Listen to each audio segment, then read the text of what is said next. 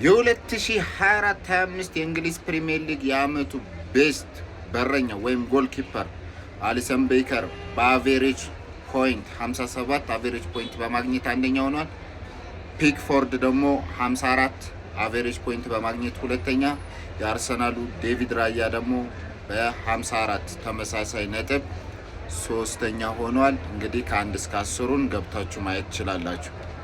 እንዲሁም የ2024-25 የእንግሊዝ ፕሪሚየር ሊግ ቤስት ተከላካይ ወይም ዲፌንደርስም እንደዚሁ ከ1 እስከ 10 ወጥቷል። በአቬሬጅ ስኮራቸው መሰረት ቨርጂል ቫን ዳይክ 64 አቬሬጅ ፖይንት በማግኘት የእንግሊዝ ፕሪሚየር ሊግ የ2024-25 ምርጥ ተከላካይ ተብሏል። ሌላኛው የሊቨርፑል ተጫዋች የሆነው አሌክሳንደር አርኖልድ ደግሞ በ62 አቬሬጅ ስኮር ሁለተኛ፣ የሲቲው ጋቫርዲዮል በ61 አቬሬጅ ስኮር ሶስተኛ ሆኗል። የተቀሩትንም ማየት ይቻላል እስከ 10 ድረስ። እንግዲህ ጋብሪኤል ማጋሌሽ ከአርሰናል በስድስተኛ ሲሆን የማንቸስተር ዩናይትዱ ሊሳንድሮ ማርቲኔዝ 5ኛ ሆኗል በ58 አቬሬጅ ስኮር። እስከ 10 ገብታችሁ ማየት ይችላላችሁ። ሌላኛው በ2024-25 የእንግሊዝ ፕሪሚየር ሊግ ቤስት ፕሌየር ኦፍ ሚድፊልደር ምርጡ ሚድፊልደር ደግሞ ከ1 እስከ 10 በወጣው በአቬሬጅ ስኮራቸው መሰረት የማንቸስተር ዩናይትዱ ካፒቴን ብሩኖ ፈርናንዴስ በ60 አቬሬጅ ስኮር የእንግሊዝ ፕሪሚየር ሊግ የ2024-25 ምርጥ ሚድፊልደር ተብሏል።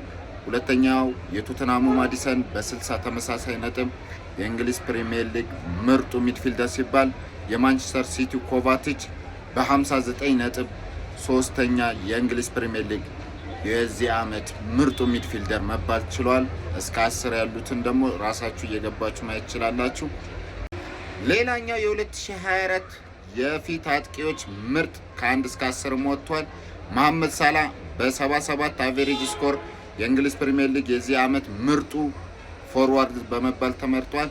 ሁለተኛው የወልቭሱ ማቲያስ ኩኛ በ65 አቬሬጅ ስኮር ሁለተኛ ሲሆን፣ የቼልሲው ፓልመር ደግሞ በ63 አቬሬጅ ስኮር የአመቱ የእንግሊዝ ፕሪሚየር ሊግ ምርጥ ፎርዋርዶችን ሊስት ተደርጓል። ከ1 እስከ 10 እንደ ሌሎቹ እየገባችሁ ማየት ትችላላችሁ።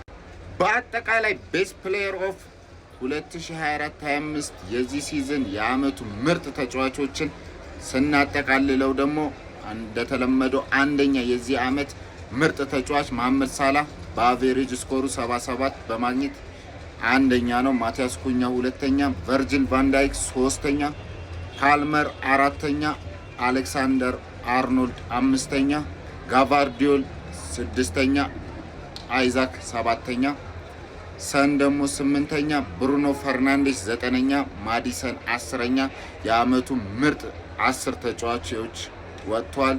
ሀሳባችሁን ኮሜንት ሴክሽን ላይ ፕላስ ምልክቷን በመጫን ቤተሰቡ